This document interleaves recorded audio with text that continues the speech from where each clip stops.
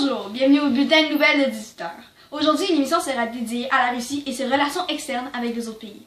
Allons tout de suite rejoindre Anne-Marie qui va nous parler du conflit entre l'Ukraine et la Russie. Oui, bonjour. En ce qui a trait à la crise ukrainienne, la situation ne s'améliore pas. En effet, depuis le début de la crise, en avril dernier, il y aurait eu 4100 morts, selon la presse. De plus, l'OTAN aurait accusé la Russie de renforcement militaire très grave, ce qui aurait stimulé des craintes de guerre totale. De plus, les accords de Minsk entre l'Ukraine et la Russie, ayant pour but la mise en place de cessez-le-feu, ne seraient pas respectés ni par l'Ukraine ni par les séparatistes pro-russes. La semaine dernière, lors du G20, l'Occident aurait tout fait pour que Poutine cesse la crise ukrainienne.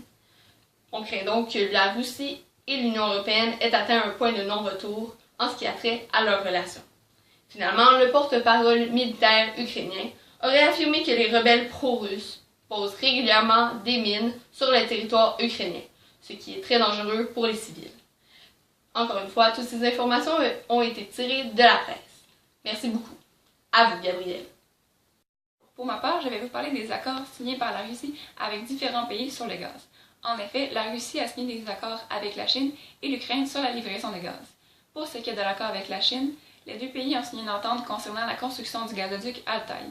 Il acheminera le gaz provenant des gisements de Sibérie. Le projet coûtera 400 milliards de dollars et rapportera à la compagnie de gaz russe Gazprom, selon le site La Voix de la Russie. De plus, la Russie et l'Ukraine ont également conclu une entente sur le gaz.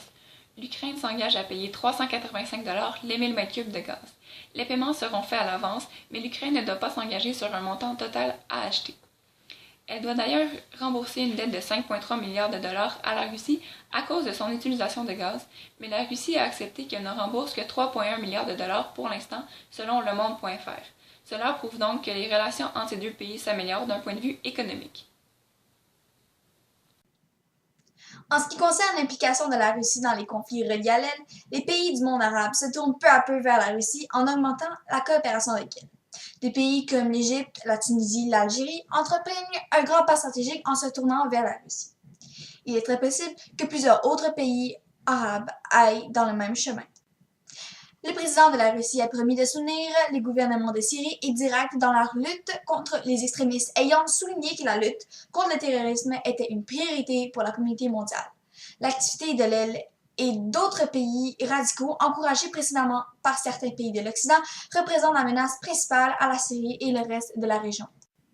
Selon lui, les États-Unis ont armé l'opposition en Libye et en Syrie sans réfléchir aux conséquences. Les actions de la coalition dirigée par les États-Unis contre les rebelles de l'État islamique et les frappes contre la Syrie contredisent les normes des droits fondamentaux. Toutes ces informations sont tirées de La Voix de la Russie. Au cours des 18 derniers mois, la Russie a envoyé en Syrie 30 avions avec l'aide humanitaire.